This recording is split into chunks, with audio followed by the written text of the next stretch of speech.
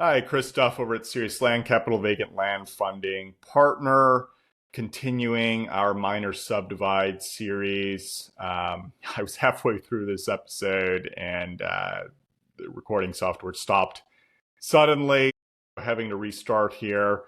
But our previous episodes that we've gone over, we were talking about our target for margin on Subdivide deals, deferred diligence periods on a contract, what we'd like to see when we're presented with a deal, our general funding requirements, which tend to be pretty low. And now we're going to be talking about disposition timeline targets. So this is where you're probably going to have pretty big discrepancies between funders or general operators when it comes to subdivides here.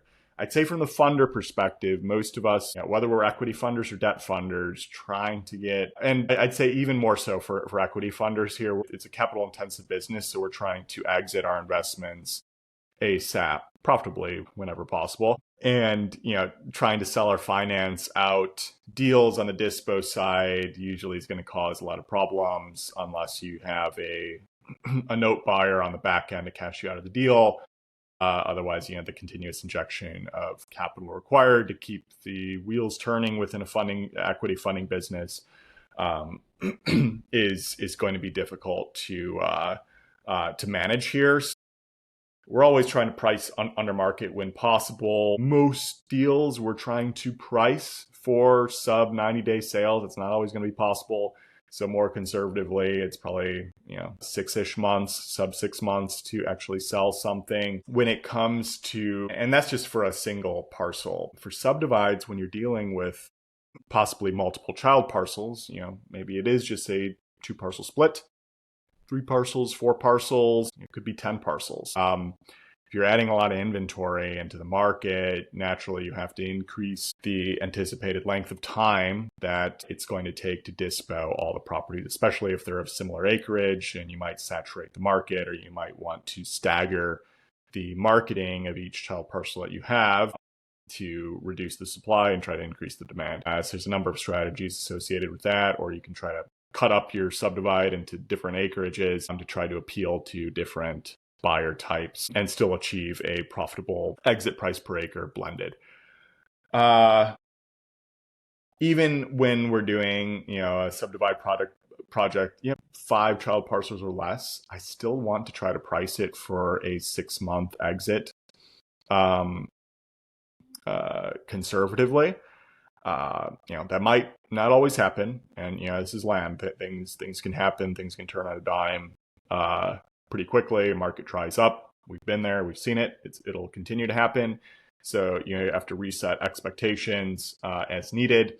If you're looking to try to price to exit in 6 months, maybe conservatively double that for how long it might actually take when you're actually trying to consider your opportunity cost before getting involved with the deal. So from our business, 12 months conservative total exit is usually going to be our maximum target. We've actually never held an asset for longer than 12 months. There's only been a handful that have even gone over 9 months of total hold time. So we really try to price and move things aggressively. So with that in mind, sometimes we'll be presented with projects that, folks might be estimating, 12 to 18 months. I rarely see more than 18 months hold time, maybe 18 to 24 if it's a really significant project, 15, 20 child parcels, sizable investment, maybe a little slower of a market here to really churn through everything. But I'm just, that's not going to be as appealing to me generally. If you're running a business that you're kind of seller financing a lot of properties out, maybe they're lower cost on average and your basis is a bit lower, cost of capital is lower, that could make a little bit more sense. Otherwise, I would like to churn the properties much faster. Can we cut that dispo timeline in half just by listing things lower or reconsidering our child parcel strategy to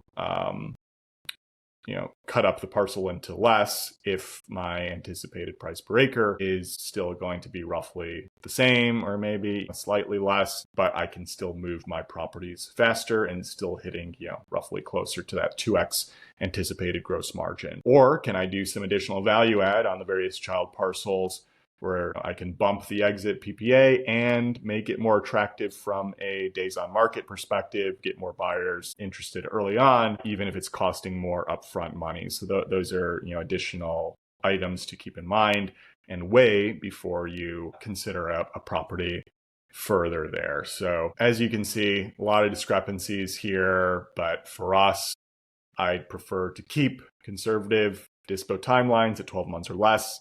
Try to price for sub 6 months, and that's inclusive of subdivides. And again, probably saying 5 to 6 child parcels, roundabouts for that number. If you get above that, it can start getting a lot trickier. Unless the market is just, really kind of roaring and people are moving a lot of child parcels in a quick period of time. I'd say that's fairly rare in our experience.